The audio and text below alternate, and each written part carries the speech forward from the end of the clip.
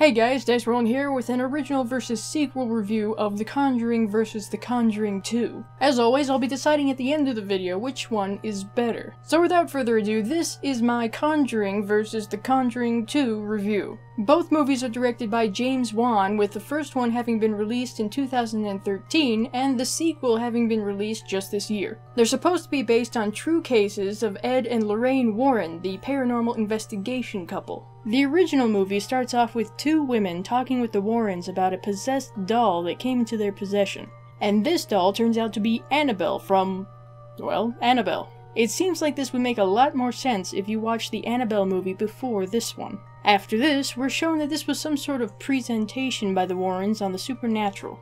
But who was there filming that? And we're given a short bit of backstory on the Warrens, with the text page of this movie being based on one of their most malevolent cases. And you know what that means! Liberties.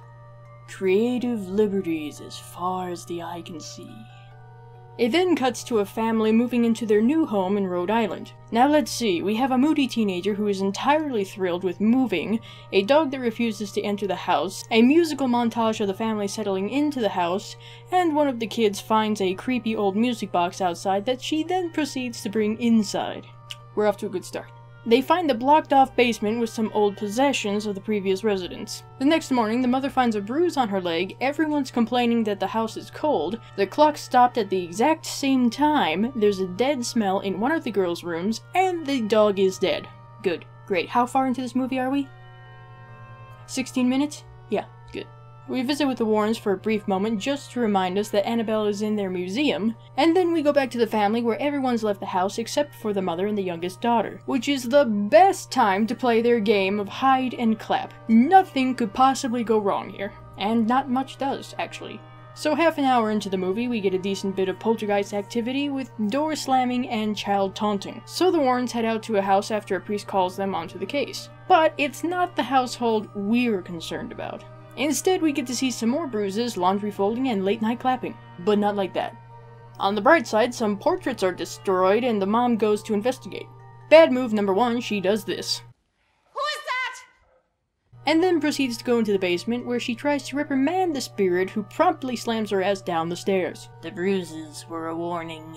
And of course, the one light bulb blows up, which leaves her completely in the dark. But luckily, the father decided to ignore the matches he had previously set on the stairs. Unfortunately, all of her children are deaf and can't hear their mom's blood-curdling screams. However, the moody teen does hear the banging of her sister's head against her wardrobe, which leads to a nice setup for the ghost, which decides to attack from above. Thankfully, Father of the Year shows up and runs inside to the rescue after hearing almost everyone in the house screaming their heads off. But we cut away from that interesting shit to another lecture the Warrens are giving on demonic possession. This is where we learn about the 3 stages of demonic activity, which are infestation, oppression, and possession. Or as I like to call them, IOP.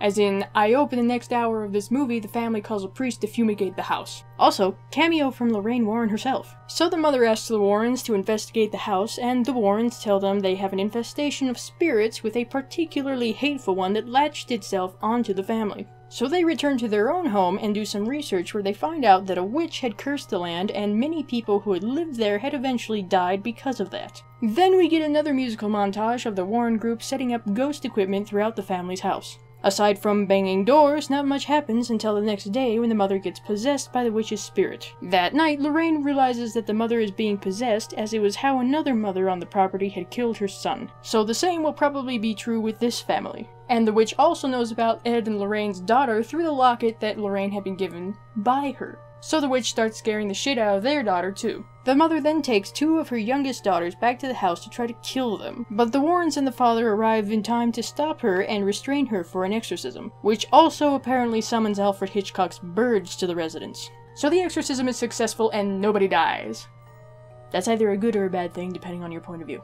Now the sequel starts off with Lorraine Warren explaining the case of the Lutz family in Amityville. Afterwards, it's explained that there was another comparable case in Enfield, England that the Warrens also took on, which leads into a musical montage of events that happened in England at the time. And things start off on a good note of many horror movies with 2 young girls smoking, talking about boys, and the exchange of a Ouija board. And just like in pretty much every instance that a spirit board is involved, shit starts to happen, but no one really pays attention to it. At the same time, the Warrens are on a show with a skeptic. Janet also has a conversation with the spirit that seems to be in the house, and the spirit proceeds to play a fun game of shit your pants with Billy. While the Warrens decide to take a break from cases, the activity in the Hodgsons household escalates to furniture rearranging, bed shaking, and biting. When the police arrive, they too experience paranormal activity and promptly check the fuck out, with one of them telling the mother she'll have a priest visit the house. Meanwhile, in the US, the demonic nun that Ed Warren painted earlier shows up, in a vision that Lorraine has, which causes her to scribble in her Bible. The Hodgson family's story is then broadcast while Janet gets possessed by a spirit named Bill. So a priest goes to the Warrens and tells them about the case. Ed wants to take the case while Lorraine does not, because if they keep taking cases like this, it could end up in Ed's death. So they end up going to England anyway. While there, they manage to get rid of the malevolent Bill spirit. Ed and Lorraine stay in the house with the family, and Janet ends up stuck in her bedroom where crosses lining the wall proceed to turn upside down. Because... evil. After all of this, it's found out that Janet was faking the most recent possession episode, so everyone leaves. But Ed discovers what Bill has been trying to tell them all along, which triggers a vision for Lorraine where Bill explains how they can get rid of the demon. So while the Warrens go back to the Hodgsons, Janet gets possessed by the demonic force in the house and kicks everybody out. While breaking into the house, Ed and Lorraine get separated, so Ed continues forward to save Janet. And despite almost getting impaled like in Lorraine's vision, they're able to expel the demon after finding out its name from the scribbles from Lorraine's Bible. And everybody lives happily ever after.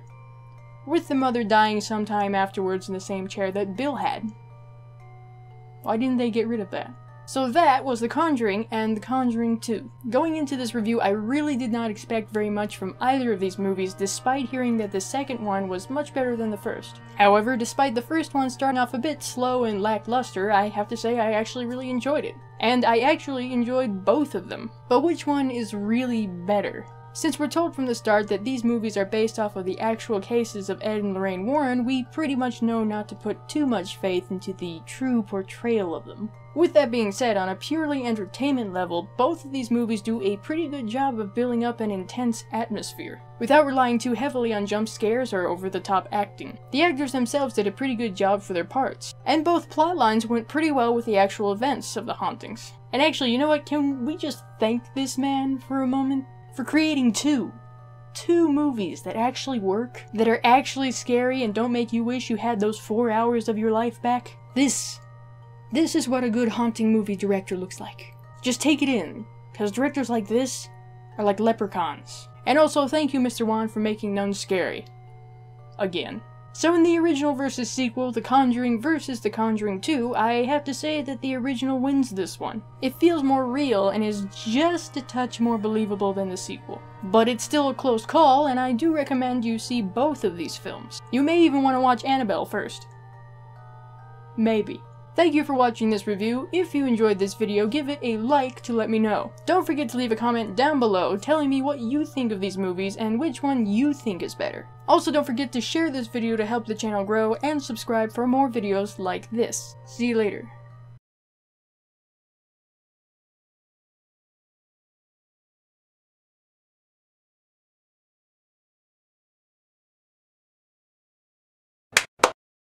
Yeah, a wedding is exactly how the third film starts off. This lovely couple are getting married and everything is all happy and joyful until this fucker arrives. In the first film, it was mentioned that the dog of the little girl was sick, so he was at the vet.